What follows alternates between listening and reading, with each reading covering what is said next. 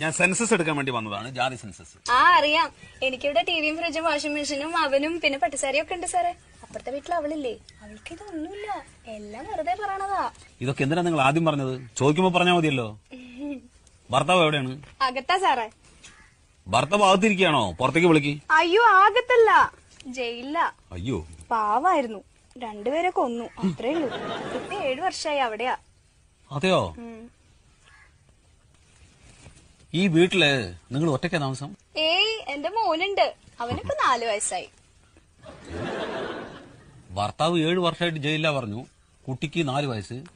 അതെങ്ങനെ സംഭവിച്ചു? അതാളെ ഇടയ്ക്കിടയ്ക്ക് കരോളിന് വരുവേ.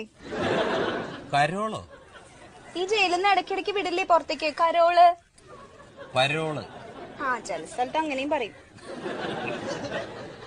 ശരി, പേര്? വത്സല. ഭർത്താവിന്റെ